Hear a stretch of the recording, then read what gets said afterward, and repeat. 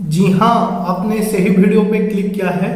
आज हम इस वीडियो में बताएंगे आप अगर न्यू बिजनेस ओपन किया है या नया बिजनेस ओपन करना चाहते हैं तो उसमें आपको क्या क्या प्रॉब्लम होगा, आपको कौन कौन सा प्रॉब्लम फेस करना होगा और उसका सलूशन क्या है, डिटेल्स में हम इस वीडियो में बताएंगे। तो आपका अगर न्यू बिजनेस है, किसी भी टाइप का क्यों ना बिजनेस हो या न्यू बिजनेस ओपन करना चाहते हैं तो इस वीडियो को आखिरी तक जरूर देखिए। तो चलिए वीडियो को शुरू करते हैं। तो जो पहला मिस्टेक करते हैं हमारा Indian businessman, lack of business knowledge. मतलब लैक ऑफ बिजनेस नॉलेज का मतलब क्या है, जो भी वो बिजनेस स्टार्ट करना चाहते हैं उसके बारे में उनको डिटेल्स में मालूम ही नहीं होता है। मतलब देखिए, मैं एग्जांपल देता हूँ। एग्जांपल, कोई अगर रेस्टोरेंट ओपन करना चाहता है तो रेस्टोरेंट ओनर को मालूम ही नहीं होता कौन सा प्रोडक्ट बनाने के लिए कौन कौन सा फूड आइटम की जरूरत होता है, वो प्रोडक्ट बनवाने में कितना कॉस्ट आता है, कस्टमर को कितना रुपए में सेल करना पड़ेगा, ये सब कुछ भी नॉलेज नहीं होता। सिर्फ मान लीजिए मुझे रेस्टोरेंट खोलना है बोलेगा और रेस्टोरेंट ओपन कर देगा और कहाँ से कुक वगैरह लेके रेस्टोरेंट ओपन करेगा। लेकिन इसमें सबसे बड़ी गलती ये होता है क्योंकि उसको नॉलेज ही नहीं है, रेस्टोरेंट कैसे चलाना है, फूड का आइटम कैसे बनवाना है, नॉलेज ही नहीं है। तब क्या होता है, उसका रेस्टोरेंट क्लोज हो जाता है। वैसे एग्जांपल आप दूसरे भी बिजनेस पे ले सकते हो, चाहे वो कपड़े का हो, गोल्ड का हो, फैंसी आइटम हो, किसी भी टाइप का हो। आपको अगर मतलब मान लीजिए कहाँ पे वो प्रोडक्ट सस्ता में मिलेगा, अच्छा क्वालिटी का मिलेगा, वो अगर आपके पास नॉलेज ही नहीं है तो आप कैसे कस्टमर को सामान सही दाम में बेच पाओगे। एग्जाम्पल, ये जैकेट मान लीजिए आपको 800 रुपये में पड़ रहा है और आप कस्टमर को 1000 रुपये में बेच रहे हो, लेकिन ये जैकेट आपको 800 रुपये से भी सस्ता कहाँ मिलेगा और अच्छा क्वालिटी का सामान कहाँ मिलेगा, वो आपको ढूंढना पड़ेगा पहले। तो पहले आप कोई भी बिजनेस शुरुआत करेंगे तो प्रॉपर नॉलेज आपके पास होना चाहिए। आप जो भी बिजनेस करेंगे उस बिजनेस का होलसेलर कहाँ है। मान लीजिए आपके आसपास 4 होलसेलर हैं तो चारों के पास आपको जाना पड़ेगा, सही क्वालिटी कहाँ मिलता है, सही दाम में कहाँ मिलता है, वो देखना पड़ेगा। अगर और भी मैं आपको बोलूंगा, आप जो भी बिजनेस करेंगे ना, पहले जो भी वो बिजनेस किया है उसके पास 1 साल मतलब और से एम्प्लॉय काम कीजिए तब जाके कीजिए। एग्जाम्पल, जैसे रेस्टोरेंट में आप रेस्टोरेंट ओपन करना चाहते हैं तो 1 साल कोई भी रेस्टोरेंट में जाके काम कर लीजिए। कपड़े का दुकान आप ओपन करना चाहते हैं तो 1 साल कोई भी कपड़े का दुकान में काम कीजिए। एग्जाम्पल मैं दे रहा हूँ, आप जो भी बिजनेस करना चाहते हैं 1 साल मिनिमम, तो 1 साल वो बिजनेस अगर और कोई कर रहा है और अच्छे खासा बिजनेस उसका चल रहा है तो वो ओनर के पास जाइए और 1 साल उसके अंडर नौकरी कीजिए, आपको डिटेल्स में मालूम चल जाएगा बिजनेस क्या है। ठीक है, तो पहला ये है। सेकंड जो प्रॉब्लम होता है सर, वो क्या होता है, देखिए, स्टार्ट बिग थिंक स्मॉल रखते हैं। मतलब क्या है, जितना भी मान लीजिए उनको रेस्टोरेंट ओपन करना है, उनके पास मान लीजिए 25 लाख है तो एकदम से 25 लाख लगा देंगे रेस्टोरेंट में और बहुत बड़ा रेस्टोरेंट ओपन कर देंगे। ये है हमारा सबसे बड़ा गलती। हमको क्या करना है, स्टार्ट स्मॉल थिंक बिग रखना है। मतलब हमको छोटे से पहले एक काउंटर ओपन करना है सर, कैफे करना है। रेस्टोरेंट अगर आपका ड्रीम है तो पहले आपको कैफे से शुरुआत करना पड़ेगा। पहले छोटे बिजनेस से शुरुआत करेंगे, फिर जाके जैसे आपको मान लीजिए पैसा आने लगा तो धीरे धीरे उसको बड़ा करना है। ऐसा नहीं कि एकदम से आपके पास जितना पैसा है सबको लगा देना है, जहां पे लोन भी मिल रहा है लेके लगा देना है, ऐसा नहीं करना है। आप जो भी बिजनेस करना चाहते हो ना, सबसे छोटे लेवल पे उसका शुरुआत कीजिए। जितना छोटे हो सके उतना छोटे, जितना कम पैसा में हो सके उतना कम पैसा में शुरुआत कीजिए और छोटे लेवल पे शुरुआत कीजिए। लेकिन आपका ड्रीम बहुत बड़ा रखिए कि मैं 5 स्टार रेस्टोरेंट ओपन करूंगा, मैं बहुत बड़ा शॉपिंग मॉल ओपन करूंगा। लेकिन पहले जो शुरुआत कीजिए, सिर्फ 1 स्टॉल लेके शुरुआत कीजिए, सिर्फ 1 स्टॉल। क्योंकि अगर लॉस भी हो गया बाई चांस तो आपका बहुत ही कम पैसा जाएगा। लेकिन आप सब पैसा लगा देंगे तो एकदम से आपका माइंड के ऊपर बहुत टेंशन पड़ेगा सर, क्योंकि पैसे का टेंशन सबसे बड़ा टेंशन है। तो आपको क्या करना है, छोटे लेवल से शुरुआत करना है लेकिन ड्रीम बहुत बड़ा रखना है। ये है सेकंड। ठीक है, स्टार्ट स्मॉल थिंक बिग रखना है। ठीक है, थर्ड जो ऑप्शन है सर, हम जो है जितना भी प्रॉफिट निकलता है ना, बिजनेस जब शुरुआत करते हैं तो प्रॉफिट जितना भी आता है उसको खर्च कर देते हैं। हमारे पॉइंट ऑफ व्यू से मिनिमम 6 महीने आपका खर्चा आपका सेविंग अकाउंट पे होना चाहिए।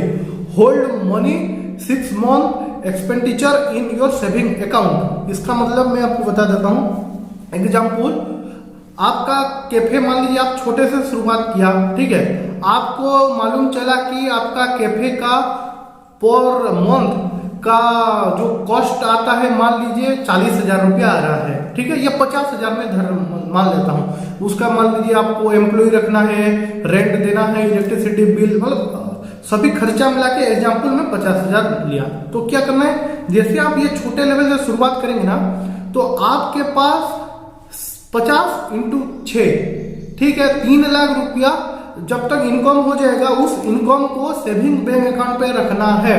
ऐसा नहीं कि 3 लाख रुपया हो गया तो और एक स्टॉल लेके और बड़ा बनवाना है, ऐसा नहीं करना। पहले 6 मंथ, आपका एग्जाम्पल में दे रहा हूं, 50,000 अगर आपका एक्सपेंडिचर है तो 3 लाख आपका सेविंग बैंक अकाउंट पे होना चाहिए। उसके बाद जितना भी फिर प्रॉफिट होगा उसका आप खर्च कर सकते हो नया आउटलेट ओपन करने के लिए या कुछ भी, लेकिन एटलीस्ट 6 महीने का बैलेंस आपका सेविंग बैंक अकाउंट पे होना चाहिए। ये आप कोई भी खर्चा नहीं करोगे सर, ये होल्ड रहेगा। बाई चांस कभी आपको दिक्कत होती है, जैसे कोरोना हो गया, जिसके पास सेविंग नहीं था आप देखोगे वो दिमाग के मरीज हो गए हैं। तो एटलीस्ट पहले आपको क्या करना, कुछ खर्चा नहीं करना, एकदम से मोबाइल, घड़ी, वो गाड़ी खरीदना नहीं है सर। आप बिजनेस कर रहे हो, आपको क्या करना है, पहले 6 महीने तक का आपका जितना भी खर्चा है आपको सेविंग बैंक अकाउंट पे रख देना है। तब क्या होगा, आप इजीली डिसीजन ले सकते हो, आपको फाइनेंशियल फ्री हो। अभी आप कुछ भी हो तो 6 महीने का बैकअप आपके पास पड़ा है। तो आपको क्या करना है, पहले जो इनकम होगा ना, ये जो पहले, ये मैं छोटे दुकान से बात कर रहा हूँ, चाहे वो 1 साल क्यों ना लगे ये 3 लाख ओपन करने के लिए। पहले ग्रो करने के लिए थोड़ा टाइम लगता है सर, बाद में बहुत ज्यादा ग्रो होता है, लेकिन आपको सब स्टेप वाइज करना पड़ेगा, नहीं तो आप बहुत मुश्किल में पड़ जाओगे बिजनेस में। आपको क्या करना है, एटलीस्ट 6 महीने का पैसा सेविंग अकाउंट पर रखना है। उसके बाद जितना भी इनकम होगा वो छोटे दुकान से फिर आप पैसा लगा सकते हो बड़े दुकान ओपन करने के लिए या और एक शहर में आउटलेट ओपन करने के लिए। नंबर 4 है लोकेशन। नंबर 4, ये लोकेशन बहुत मैटर करता है सर। आप मान लीजिए कोई एक दुकान डाले हैं, आपके आसपास गैरेज वगैरह है, या आपके आसपास कोई अच्छा दुकान नहीं है, या आप कोई बस स्टैंड एरिया में आपका दुकान नहीं है, सिर्फ आप टाउन बाहर जाके अकेले ही बड़ा दुकान डाल दिया या बड़ा रेस्टोरेंट खोल दिया, तो अब आपका बिजनेस नहीं चलेगा सर। आपको क्या करना है, आपका जो लोकेशन में जो सिनेमा हॉल है, बस स्टैंड है, रेलवे स्टेशन है, क्लब एंड डिस्को हाउस है, या फिर कोई धर्मशाला है, या फिर कोई कॉलेज है, उसके आसपास आपका जो भी बिजनेस है वो ओपन करना है। क्योंकि कस्टमर हमेशा आपका दुकान को देखना चाहिए। हाँ, मतलब उनके माइंडसेट में बैठ जाएगा, आपका दुकान को हर दिन देखेंगे। तो मान लीजिए आपका कपड़े का दुकान है, जाते वक्त तो लोग देखते ही हैं, आपका दुकान हर दिन देखेंगे तो 91% चांस है कि आपका दुकान पे वो एक बार विजिट करने जरूर आएंगे, चाहे वो खरीदे या ना खरीदे, लेकिन देखने के लिए आएंगे। तो आपको क्या करना है, अच्छा सा लोकेशन ढूंढ के आपका दुकान डालना है। नंबर 5 है लाइसेंस एंड रजिस्ट्रेशन। ये बहुत ही बड़ा इशू होता है। आप कोई भी दुकान डालोगे, कुछ स्टेट गवर्नमेंट, कुछ सेंट्रल गवर्नमेंट का लाइसेंस है, वो आप लाइसेंस अगर नहीं लोगे तो आप जितना बड़ा दुकान क्यों ना डाले हो, जितना अच्छा क्यों ना की हो, जब वो फूड इंस्पेक्टर या जीएसटी ऑफिसर या ट्रेड ऑफिसर आएगा, आपका दुकान को एकदम से सील कर देगा, नोटिस छाप देगा, आपका दुकान क्लोज, या बहुत ही हेवी फाइन लगेगा। तो आपको क्या करना है, आप जो भी बिजनेस करोगे उसका प्रॉपर लाइसेंस होता है। कुछ सेंट्रल लेवल का लाइसेंस होता है, कुछ स्टेट लेवल का लाइसेंस होता है। जैसे मैं एग्जांपल बता देता हूँ, जैसे जीएसटी रजिस्ट्रेशन है, उद्यम रजिस्ट्रेशन है, फूड लाइसेंस है, ट्रेड लाइसेंस है, लेबर लाइसेंस है, ये सब बेसिकली लाइसेंस लगता है। उसके बाद आपका बिजनेस के हिसाब से भी अलग अलग लाइसेंस लगता है। तो ये है लाइसेंस एंड रजिस्ट्रेशन नंबर 5 पे है। और स्क्रीन पे जो नंबर शो कर रहे हैं ना, उस पर कॉन्टैक्ट कीजिए, आपका बिजनेस के बारे में हमको डिटेल्स में बताइए, हम आपको बता देंगे आपका बिजनेस के लिए आपको कौन कौन सा लाइसेंस एंड रजिस्ट्रेशन अप्लाई करना होगा। ठीक है, अभी हम चलते हैं नंबर 6। जब आपका बिजनेस थोड़ा बढ़ जाए तो आप अकेले तो हैंडल नहीं कर पाओगे, फिर आपको स्टाफ हायरिंग करना पड़ता है, जैसे एम्प्लॉय हायरिंग करना पड़ता है। तो बहुत सारा गलती कर देते हैं बिजनेस में। क्या करते हैं, वो कोई भी आ गया उसको रख देंगे। आपको क्या करना है, प्रॉपर रूल एंड रेगुलेशन करना, मतलब एक नोटपैड पे लिख देना है आपका शॉप का पूरा रूल एंड रेगुलेशन, मतलब कितना टाइम से कितना टाइम तक होगा, महीना में कितना दिन एम्प्लॉय आपका छुट्टी ले सकता है, उसका मेडिकल लीव कितना है, प्रॉपर रूल एंड रेगुलेशन लिख देना है। और उसको जो एग्रीमेंट भी बोलते हैं, ठीक है, और एग्रीमेंट करके रखना है। क्योंकि देखिए आपका मान लीजिए रेस्टोरेंट है, आपने किसी कुक को लाया, वो अगर अच्छा खाना बनाता है ना सर, आपका एरिया का और कोई रेस्टोरेंट होगा उसको डबल पैसा दे के ले जाएगा। लेकिन आप अगर उसको मान लीजिए 4 साल 5 साल 2 साल के लिए एग्रीमेंट मतलब उसका करा देंगे, तो फिर वो जा नहीं सकता, जितना भी पैसा मतलब कोई रेस्टोरेंट क्यों ना दे। आपका रेस्टोरेंट पे मिनिमम आपने जितना साल का एग्रीमेंट किया है उतना साल उसको रहना पड़ेगा। वैसा एम्प्लॉय को भी कीजिए, जितना भी एम्प्लॉय रखेंगे ना सर, क्योंकि उनको आप देखिए टाइम दे रहे हैं, उनको आप सिखा रहे हैं बिजनेस कैसा करना है, कस्टमर के साथ कैसा डील करना है। मान लीजिए वो सीख गया और 2 महीने में फिर चला गया आपका दुकान, फिर नया स्टाफ आया, फिर उनको सिखाने लगो, फिर चला गया, तो आपका ही टाइम लॉस होगा। तो आपको क्या करना है, जो भी एम्प्लॉय आएंगे उनको प्रॉपर रूल एंड रेगुलेशन कर देना है और मिनिमम 3 साल के लिए एग्रीमेंट करना है। 3 साल हमारा बिजनेस को आप छोड़ के नहीं जा सकते, ऐसा एग्रीमेंट करा के साइन करना है, ठीक है। ये है प्रॉपर रूल एंड रेगुलेशन, ठीक है। अभी नंबर 7 पे चलते हैं, बिजनेस डिजिटलाइजेशन। क्या है, अभी भी इंडिया में जो ओल्ड दुकान है वैसे ही चल रहा है। आपको बिजनेस को डिजिटलाइज करना पड़ेगा सर। अभी क्या है, एप्लीकेशन बनवाना पड़ेगा, वेबसाइट बनवाना पड़ेगा, क्योंकि देखिए अभी क्या है, घर बैठे ही कस्टमर ऑर्डर प्लेस करना चाहते हैं, ठीक है। तो आप अगर कोई ऐसा बिजनेस, ऐसा कोई प्रोडक्ट है जो ऑल ओवर इंडिया सेल करना है, आप सेल कर सकते हो।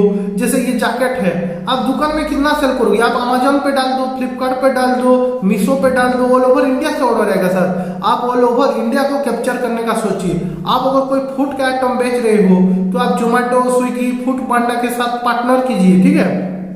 आप अगर कोई सर्विस दे रहे हो तो उसका एप्लीकेशन बनवाइए, वेबसाइट बनवाइए, ऑल ओवर इंडिया को फोकस कीजिए, लार्ज कस्टमर को फोकस कीजिए सर, और प्रॉफिट स्मॉल रखिए। क्योंकि मान लीजिए आप 100 कस्टमर को बेच रहे हो, 100 रुपए का प्रॉफिट है, आप 1000 कस्टमर को बेचे हो 50 रुपए में प्रॉफिट में, तो आपका मुनाफा बहुत है ना सर।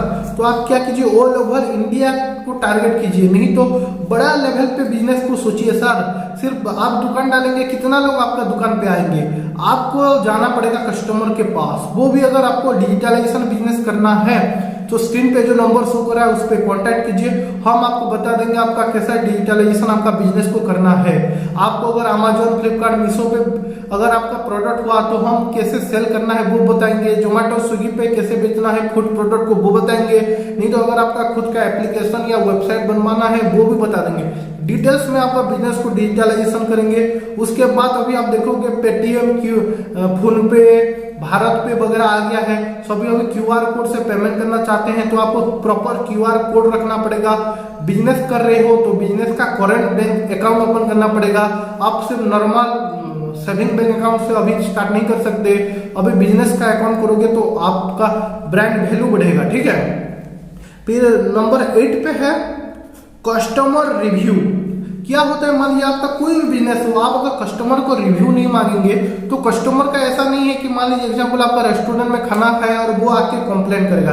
ये बहुत कम कस्टमर करते हैं, लेकिन क्या करते हैं वो उनको फैमिली में जाके बता देते हैं वो रेस्टोरेंट को और नहीं जाना है, या वो कपड़े का दुकान पे और नहीं जाना है। लेकिन मान लीजिए कस्टमर को आपने रिव्यू मांगा कि सर ये जो भी आपका है, चाहे वो प्रोडक्ट हो, फूड हो या सर्विस हो, वो लेने के बाद जैसे रेस्टोरेंट में क्या करते हैं, खाने के बाद उनको कस्टमर रिव्यू पूछते हैं। कोई मान लीजिए कपड़े का हुआ सामान या इलेक्ट्रॉनिक्स या किसी भी टाइप का सामान हुआ, तो अमेजोन, फ्लिपकार्ट में क्या करोगे, देखोगे आपका एक रिव्यू का आता है, रिव्यू दीजिए सर बोल के। वैसे आपने किसी भी सामान अगर सेल किया तो आपका जो बिल होगा, बिल पे तो कस्टमर का नाम, मोबाइल नंबर, एड्रेस होगा ही। 7 दिन के बाद एक बार कॉल कर लेना कि सर आपने जो हमारे दुकान से ये खरीदा था आपको कैसा लगा, या उसमें कोई खराबी है क्या।